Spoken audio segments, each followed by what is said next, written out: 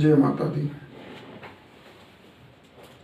माता जी की कृपा आप लोगों पर बरसती रहे, सदा माता जी आप लोगों पर कृपा करें। आज मंगलवार था, बैणवास में माता मंदिर पर बड़ी भीड़ थी और माता जी की कृपा सब पर बरस रही थी। बड़ा आनंद आया।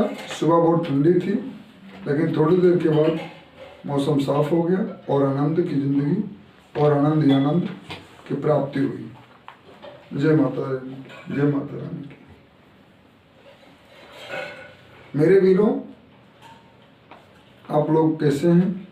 माता जी की कृपा पर बरसे सदा, कुशल मंगल आनंद रखें, हर मनोकामना आपकी पूर्ण हो। जय माता श्री जगदम्बा की। जय माता रानी की।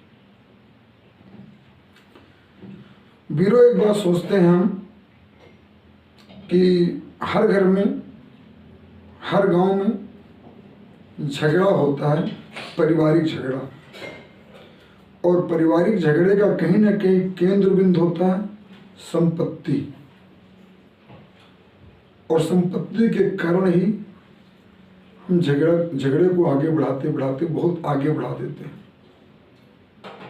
और कहीं ईर्ष्या भी झगड़े का बहुत बड़ा जड़ होता है। ईर्ष्या भी संपत्ति ही समझो।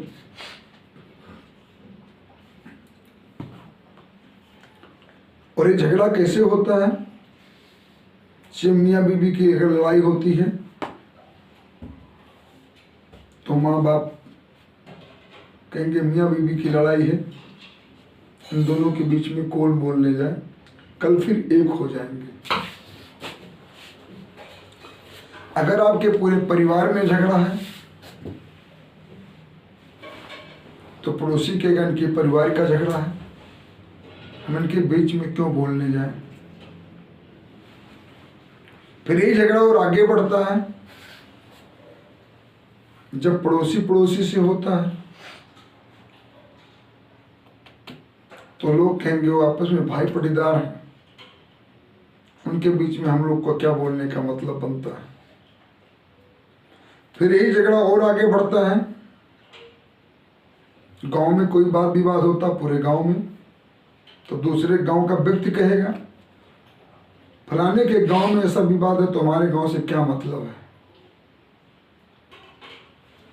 फिर दो गांव की बात आती है, फिर बाजार की बात आती है, फिर डिस्ट्रिक्ट की बात आती है, फिर हमारी राजधानी की बात आती है, फिर केंद्र की बात आती है, फिर देश की बात आती है। यानी कहीं ना कहीं जड़ बनता है और जिंदगी हम अपनी झगड़े में जकड़ लेते हैं और ये कभी खत्म नहीं होता। कोई दिल्ली गया, कोई बॉम्बे गया, कोई बाहर और चला गया दूर कमाने के लिए, तो साल भर वहां जाके उसने अकेले अपनी जिंदगी को व्यतीत किया, कमाया खाया, सुबह निकला, शाम को अपने वतन वापसी, घर में वापसी आया। फिर वही व्यक्ति गांव में आता है तो साल भर बाहर था और बाहर का हाव भाव के साथ उसे पला बढ़ा। गांव में आने के बाद वो किसी से क्या मतलब रखेगा, अपने परिवार में ही सिमट जाता है करके। तो लोग कहेंगे वो मतलबी हो गया, घमंडी हो गया, किसी से बोलना नहीं चाहता। ऐसी कोई बात नहीं है, बोलना चाहता मगर उसकी बोलने की आदत छूट गई है। अपने पराये हो गए, पराये अपने हो गए।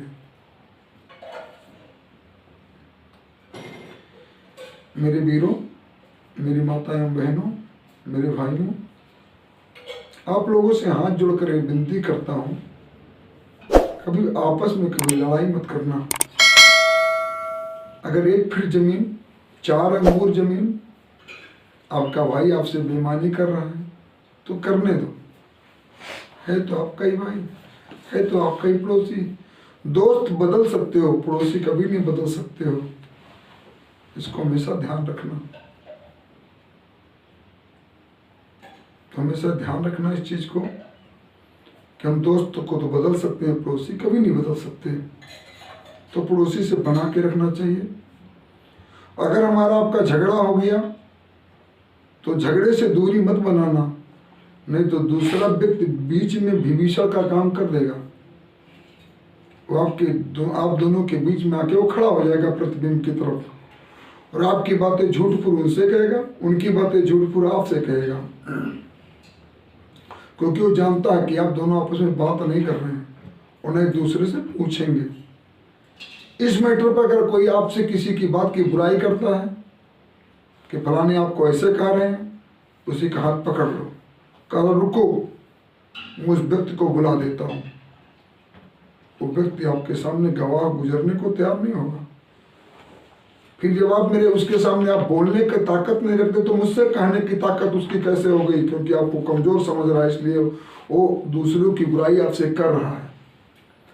जिस दिन आप उसका हाथ पकड़ लेंगे कि फलाने आपको ऐसे कह रहे थे, तो ठीक है, आप रुकिए, मैं फलाने को बुला लेता हूँ, और आपको ये कहना पड़ेगा कि फलाने ने आपको ऐसे कहा, वो व्यक्ति आपके पास नहीं रुकेगा, भाग जाएगा। इसलिए हाथ जोड़कर विनती करता हूँ, किसी से बात विवाद अगर हो भी जाता है जाने अनजाने में, तो उस मलाल को ही खत्म कर दो, अपने भाईचारों को दोबारा बीज बोकर जन्म दे दो, फिर बोलना शुरू कर दो, सारा मलाल खत्म हो जाएगा। अगर झगड़ा हो गया, वाद विवाद हो गया, तो अगर आप दूरी बढ़ाएंगे तो दूरी बढ़ती जाएगी, और नजदीक फिर आ जाएंगे, फिर कि कल कितना फिर हो जाएंगे। मगर इसमें कहीं धोखा नहीं होना चाहिए, मन में मलाल नहीं होना चाहिए, कल की बात नहीं आनी चाहिए फिर दोबारा। नहीं तो एक बित्ते जमीन के लिए, 4 अंगूर जमीन के लिए, एक दरवाजे पे रास्ते के लिए आप जाएंगे, थाना पुलिस कचहरी करेंगे, दीवानी लड़ेंगे। और दीवानी जानते हैं कितने साल चलती है? 3 पुरुष 4 पुरुष। तब भी दीवानी का मतलब होता सुलह समझौता करना। हम नहीं कर रहे, मेरा बेटा करेगा, मेरा बेटा नहीं कर रहा, मेरे बेटे का बेटा करेगा, होगा समझौता ही। और जब कोर्ट में जाएंगे ना, पहले चक्कर वकील के पास, तो बड़े प्यार से आपको फुसलाएगा, बड़े प्यार से समझाएगा, अरे 50 रुपया लगेगा, 100 रुपया लगेगा, बात दाखिल कर देता हूँ। विपक्षी पार्टी पर नोटिस जाएगा, वो भी अच्छा वकील करेगा, वो आपके पास नोटिस भिजवाएगा। विवाद शुरू, जन्म दे दिए विवाद का। अब दीवानी का डेट पे डेट आपके कोई काम पड़ गया तो विपक्षी पार्टी उसी डेट पे तारीख लेगा, उसके कोई काम पड़ गया तो आप उसी की डेट पे कोई तारीख लेंगे, और तारीख पे तारीख मिलना शुरू हो जाएगा आपको। जानते हैं कौन कौन लड़ता है कुल दीवानी में? वकील जाएगा, वकील साहब जाएंगे, जो वहाँ का मुंशी होगा उसको 150 रुपया देंगे, उससे तारीख ले लेंगे फला तारीख को। आपका वकील जाएगा, वो भी 200 रुपया आपसे लेकर के वही तारीख आपको बता देगा। बहस नहीं होता, बहस बहुत कम होता, ना के बरोबर। क्योंकि जज आपके पास सब्जी और फल जानते कौन ले जाता है? उन्हीं का मुंशी लेके जाता है, और जज साहब उसको पैसा भी नहीं देते। सारे जज भ्रष्ट हो चुके हैं, ये जजमेंट अगर देते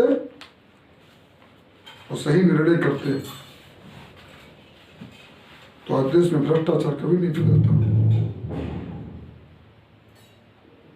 अभी हमारे देश की राष्ट्रपति महोदय संबोधन किया, बहुत अच्छा लगा, आप लोग देख लीजिएगा। उसमें उन्होंने जज के ऊपर साफ साफ टिप्पणी किया, बहुत नरम स्वभाव से, बहुत प्यार स्वभाव से उन्होंने शब्दों को रखा, और जज साहब अपने दिल पे हाथ रखकर सोचते रहे।